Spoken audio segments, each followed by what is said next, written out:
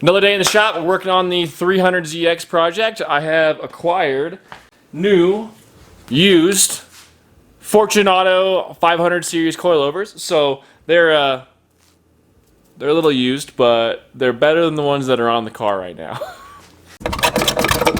So we're gonna get the wheels off, we're gonna get the suspension torn out of it and remove the rear springs since there is a separate shock and spring setup in the back.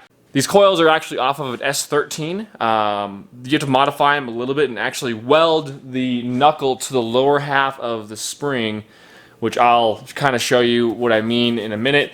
But I will leave a link in the description to a video that describes every step very thoroughly. This is not going to be that video. We're just going to get these things slapped on so I can drive the car tomorrow.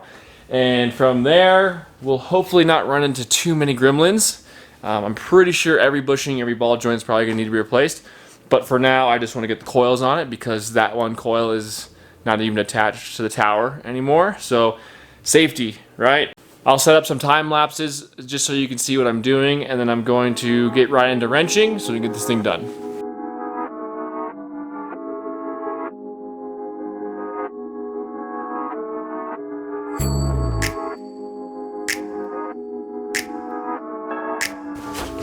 One of the weird things about the Z is the knuckle is two pieces. So the top of the knuckle, the spindle, and the shock are all one piece.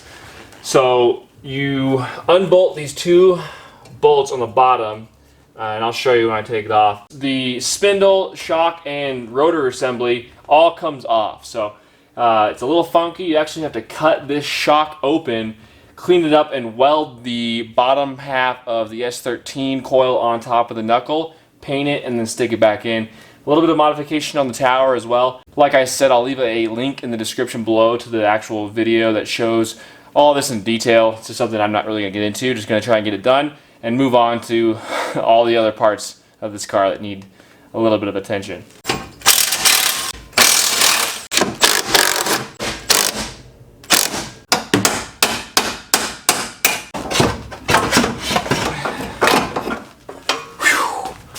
So here's the assembly. You can see it's the entire shock, the dust shield, the knuckle half, and it's all one piece. I think it's just press fitted into here.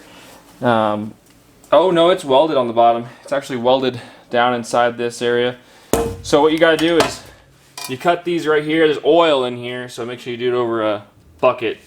Cut it about 1 inch, I think 1/8 or 1 3/8 or something like that, so that the new shock will slide over, and then you can weld the new shock to this. You have to do a little bit of grinding on the holes to get the new studs to fit through, but it's actually pretty minimal. So we'll get this thing cut up. We're gonna get some parts welded together, slap it all back in, and see how she drives.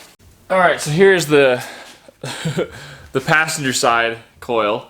You can see, yeah, that's why it was driving like shit. Glad it didn't pop out of the shock tower, you know?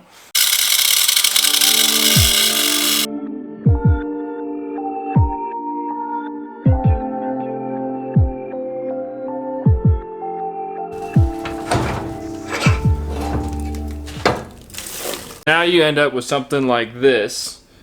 You might need to touch this up a little bit. You're going to clean up this surface here, get it ground down flat, and then you'll take the base of your new coil, trim off the brake line mount and the other mounting points for the knuckle, and then you'll basically fit it over the top of this tube and weld it together, and then screw the shock into the new mounting point.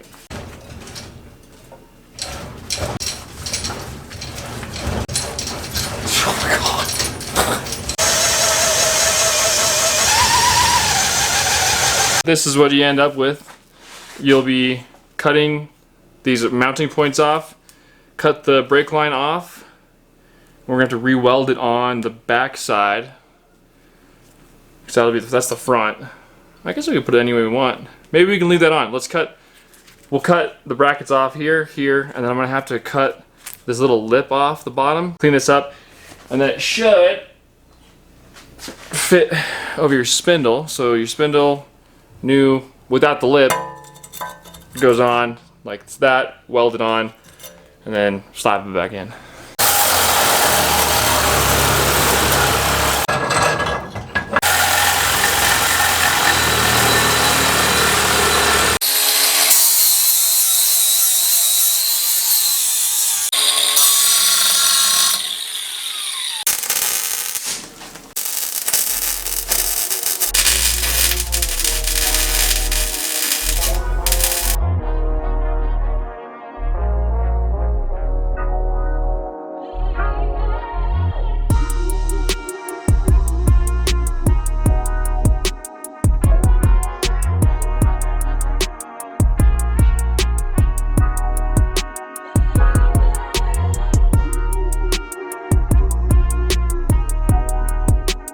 So we got all the coils on. I'm actually going to see if I can charge the AC system before we go test drive it. I've got the new R12 to 134A fittings attached to the lines. So I'm going to pull a vacuum on the high side, I believe, and then put about 3 ounces of oil in it because it is completely dry. And then I'm going to start loading it up with a couple bottles of R134A. I actually didn't convert anything over. I've been reading up on converting it over to 134, and I've read a bunch of threads where people just throw R134A inside these systems and they work for a couple years. And I pulled a vacuum on it and it sat at 30 inches of mercury for, I don't know, 2 hours. It's gonna leach a little bit of Freon through the O-rings just because they're not nitrile, but I'm willing to take that risk for a couple of years of cold air. So we're gonna try and get this thing filled up and see if we can get some cold air coming through the vents. We got some gauges. Shout out to Nicky Bobby, always getting some good footage of me at the racetrack. Also supplies HVAC gauges. Not a bad guy. So we'll connect to the low side and we'll connect to the high side, and I'm gonna pull a vacuum on it again just to make sure. So I've pulled the vacuum on it for a little while. I'm going to take this Schrader valve out. I could just take the fitting off, but I want to mitigate the amount of times I take this fitting on and off because that aluminum fitting on the line's probably not gonna enjoy that. So got that fitting out. I need to get some needle nose and pull that thing out of there. A little Schrader valve. So we're gonna take some PAG oil and use a little bit of vacuum line to transfer the oil into this port here. This is the high side. We're gonna apply a vacuum to the low side, which will suck the fluid out of the jar into the high pressure line.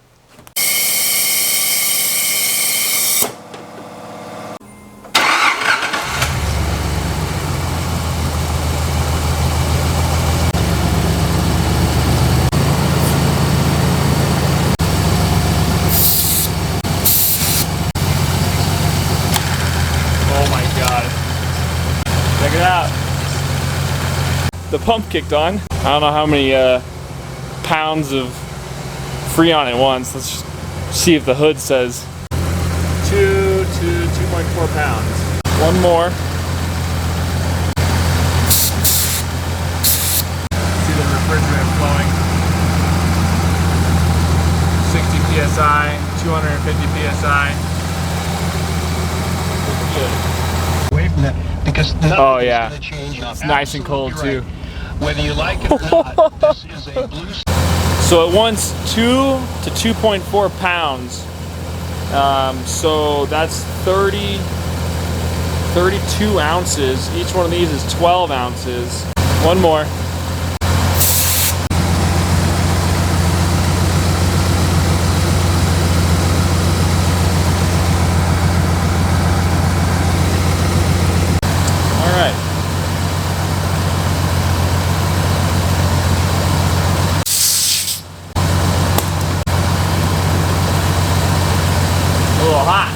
Alright, let's go test the suspension and enjoy this cold air.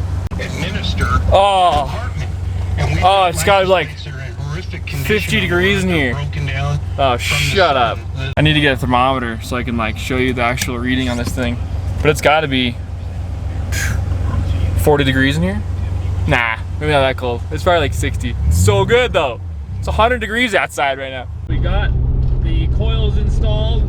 The AC works, but only when you're not moving. So when you start to accelerate, something goes on with the vacuum system and it changes the cooling door on the AC and it turns it to hot. So it's default mode. So I'll need to look at the vacuum lines because the AC works really well when you're not moving, but when you start driving it gets very hot, and it is 98 degrees. It's not great, but get the windows down, got some new coilovers on this turd, It already drives much better. It's a little rough. The door strikers need to be replaced because they rattle. Like there's a bucket of bolts sitting next to me.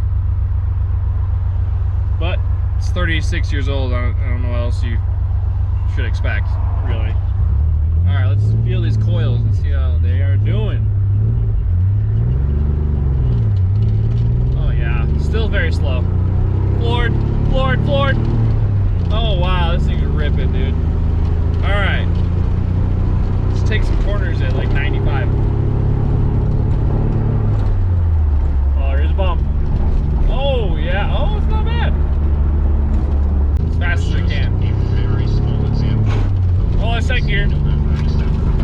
Oh shit, yeah, bro, this thing rips. This thing's on rails, dude.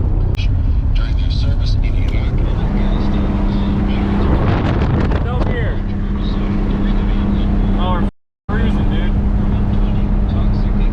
Won't go any faster than 60 mile an hour. Up the Paseo. Alright, taking this corner. I just remember there's a bump right at this intersection where they had a milling machine cut the asphalt. Ain't gonna be good, dude. Oh yeah, we're hitting it, dude. Oh yeah, brother. Yeah! Yeah, baby! Not that bad. Not that bad. Oh, I can smell the tires. They're hot. And it's not because we're spinning them. The e-brake work? Nope, e-brake does not work. Well, it drives much better. The AC is nice when it works. You know, stopped. But that'll be it. I think the next video is going to be me tearing the interior apart and getting everything clean. I know I said that already, but you know, I only got so much time in the day. So, if you enjoyed the video, subscribe, drop a like, leave a comment, let me know what else I should do. I looked for a windshield, it's $300 bucks. I ain't buying one.